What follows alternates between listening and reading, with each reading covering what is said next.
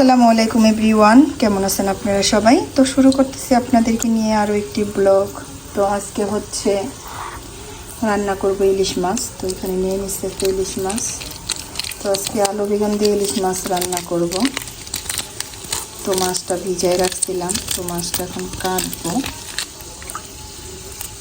তো আগে মাছের আঁশটাগুলো ফালায় নিই, তারপরে হচ্ছে মাছটা কাটবো।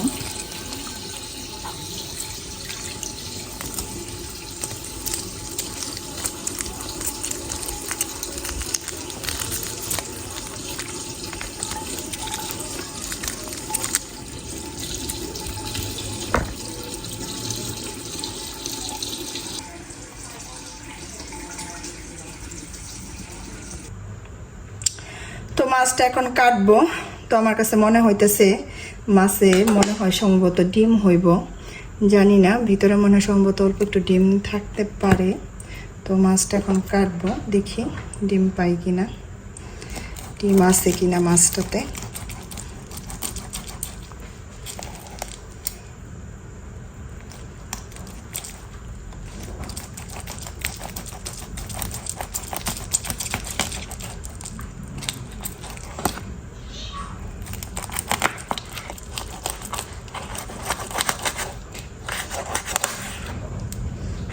এই তো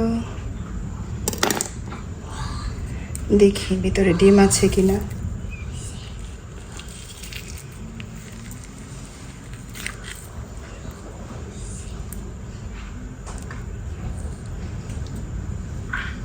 তো ডিম আছে, ছোট অল্প একটু, একদম ভিতরে।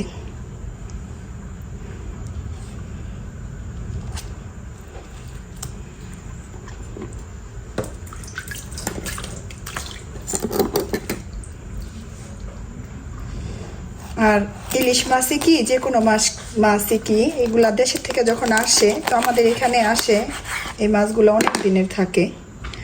দেখা গেছে মাঝে মাঝে অনেক ফ্রেশটা পাওয়া যায়, ফ্রেশ মাছগুলো হয় মাঝে মাঝে থাকে। তো বেশি দিনের মাছ হইলে কি মাছটা খায় মজা পাওয়া যায় না। তো মাছগুলো আমি এখন এই যে কাইটা নিতেছি। তো এইভাবে করে এই মাছগুলো কাইটা নেব।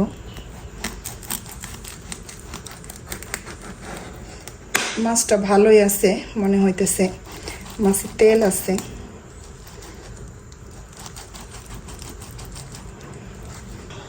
আর মাছগুলো এখানে আমি কাইটা নিছি এরকম পিস পিস করে।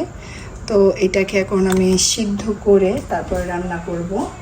বসায় দিব সিদ্ধতে।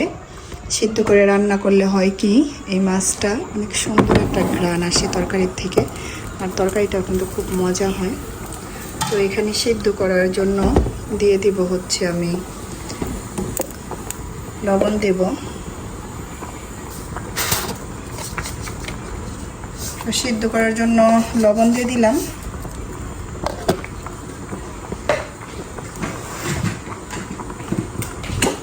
আরও দিব এখানে হলুদ,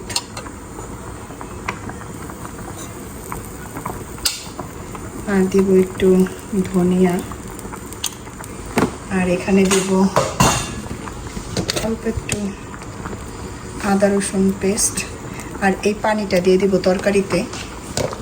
তরকারিটা কষানোর পরে পানিটা দিয়ে দিব তরকারির ভিতরে।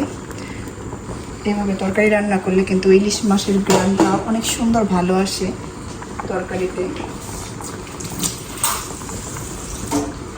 এরকমভাবে মাঝে মাঝে আমি রান্না করি।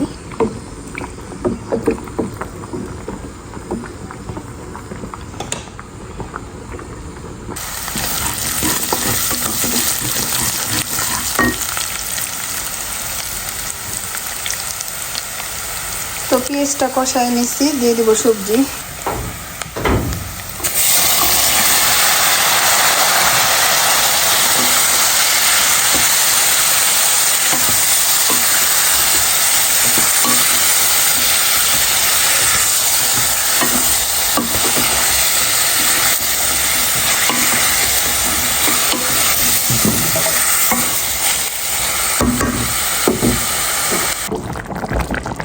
আর এই তো বেগুন আর আলু কষানোর পরে মাছটা দিয়ে দিছি। আর মাছে যে সিদ্ধ করে রাখছিলাম সিদ্ধ করা পানিটাও দিয়ে দিছি।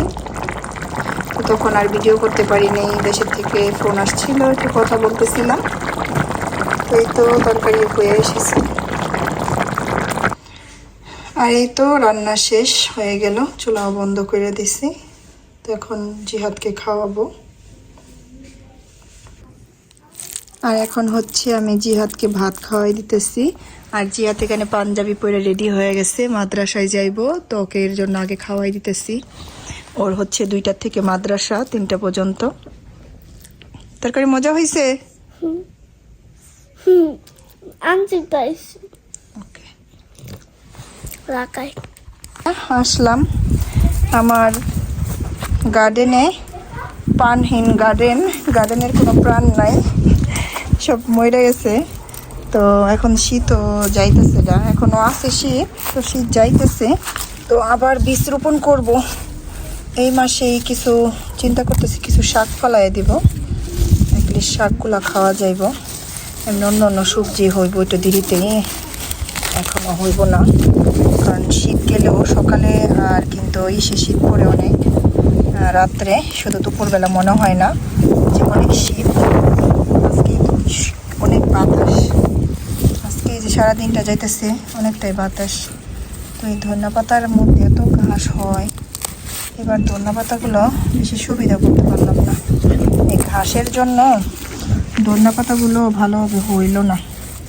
তাও আছে এদিকে অনেকই আছে ধনিয়া পাতা।